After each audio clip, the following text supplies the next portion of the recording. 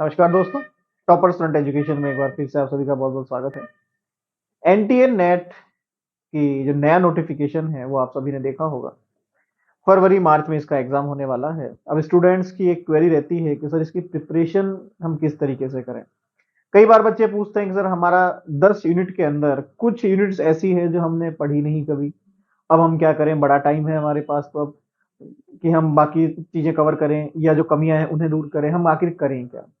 छोटा सा एक एग्जांपल देता हूँ। हमारे जो प्रीवियस बैच के स्टूडेंट्स थे या फिर जो अभी जो रिजल्ट आया था, उसमें कुछ स्टूडेंट्स ऐसे थे जिन्हें लॉजिक्स के बारे में ज्यादा नहीं पता था। जब हमने क्रैश कोर्स शुरू किया तो उन्होंने एक ही बात पूछी कि सर ये लॉजिक्स हम पढ़े या छोड़ दे। हमने कहा कि आप मत पढ़िए। इसके अलावा आपके पास 9 यूनिट है, लगभग 85 क्वेश्चंस ऑलमोस्ट आप मान लीजिए वहां से आप कवर करेंगे ही करेंगे। 5 उनमें से भी छोड़ देते हैं तो 80-85 क्वेश्चंस आपके सामने आएंगे।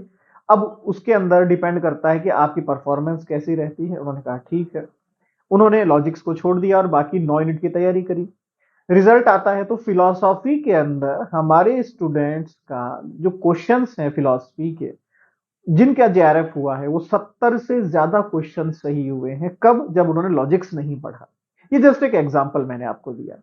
इसका मतलब प्रिपरेशन हम किस तरीके से करें, तो उसके अंदर आप एक बात ध्यान रखिएगा। पहली बात, आपके लिए बहुत बड़ा एक एडवांटेज है कि जून तक आप बैक टू बैक प्रिपरेशन कर सकते हैं। और जो बच्चा अभी सोच रहा था कि यार पता नहीं जेआरएफ होगा या नहीं होगा, नेट ही बहुत बड़ी बात है, उनका जेआरएफ हो सकता है, कंफर्म है ये। क्योंकि आप मान के चलिए अभी आप कंटिन्यू जनवरी और फरवरी पढ़ेंगे, एग्जाम हो जाएगा, मार्च में रिजल्ट आ जाएगा, अप्रैल में आप फिर प्रिपरेशन शुरू करेंगे, अप्रैल मई तैयारी करेंगे, जून में फिर एग्जाम हो जाएगा। आपके पास टाइम ही कहाँ है अब। तो 6 महीने अब आपके पैक हो गए लगभग लगभग। इसका मतलब अब आपका सक्सेस रेशियो जो है वो मैक्सिमम होगा। तो स्ट्रेटेजी हम किस तरीके से बनाएं, आपकी रणनीति इस तरीके से होनी चाहिए। पूरे 10 यूनिट्स को आप अलग अलग टुकड़ों में डिवाइड कर लीजिए। अगर बेसिकली देखा जाए तो आपके पूरे सिलेबस को मैं 4 भागों में डिवाइड कर सकता हूं। Indian philosophy, western philosophy, logics और अप्लाइड फिलॉसफी। ये 4 ही सेक्शन है आपके, इंडियन, वेस्टर्न, लॉजिक्स और अप्लाइड फिलॉसफी। यूनिट 9th और 10th ये 2 हो गए सेक्शन, और जो बाकी की 8 यूनिट बची उसमें 4 इंडियन की और 4 वेस्टर्न की। यही सिलेबस है आपका। अब मान लीजिए आप कहते हैं कि मैं लॉजिक्स नहीं कर पाता हूं, लॉजिक्स हटा दीजिए। आपने कहा कि मुझे वेस्टर्न जो एंशिएंट फिलॉसफी है वो मुझे नहीं आती है, उसे भी हटा दीजिए। अब बची 8। 8 में आप क्या क्या कर सकते हैं वो चेक कीजिए। आपने कहा नहीं सर 8 की 8 मैं पूरी कर सकता हूं। तो इसके लिए हमारे पास, या इसके लिए आप क्या करें, इसके लिए अब आप एक मॉक टेस्ट ज्वाइन कीजिए, जिस मॉक टेस्ट के अंदर आप ये चेक कर सके कि मैं कहां पर हूं।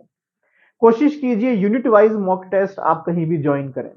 जैसे हमारा जो मॉक टेस्ट आने वाला है उसके अंदर हम एक एक यूनिट के दो दो मॉक टेस्ट लेंगे, मतलब कि ये हो गए 20। उसके बाद 10 मॉक टेस्ट होंगे कंप्लीट, 100 क्वेश्चंस के 10 मॉक टेस्ट, 30। उसके बाद 5 मॉक टेस्ट होंगे आपके कंबाइन, जैसा कि एनटीए लेता है। 35 मॉक टेस्ट हम करवाएंगे आपके एग्जाम तक। आप कोशिश कीजिए इस तरीके से आप खुद को एवेल्यूट करें कि हम कहां पर हैं, हम कहां गलतियां कर रहे हैं, क्या टॉपिक हमसे छूट रहे हैं। जितनी ज्यादा प्रैक्टिस करेंगे उतना ही आपको बेनिफिट है, उतना ही आपको लाभ है।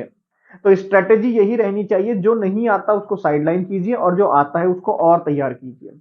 इस तरीके से आप देखेंगे कि आपका सक्सेस रेशियो जो है मैक्सिमम हो सकता है। ज्यादा पुरानी बात नहीं है, लास्ट जो रिजल्ट आया है हमारा उसके अंदर आप देखेंगे 3 जेआरएफ और 40 से भी ऊपर नेट एस्पिरेंट्स पास हुए हैं। तो आप भी कर सकते हैं, ऐसी कोई बड़ी बात नहीं है। हमारे भी बैचेस 5 तारीख से शुरू हो रहे हैं। डिस्क्रिप्शन में कॉन्टैक्ट नंबर वगैरह दिए हुए हैं। हमारी एप्लीकेशन आप प्ले स्टोर से डाउनलोड कर सकते हैं। तो मिलते हैं 5 तारीख से। धन्यवाद।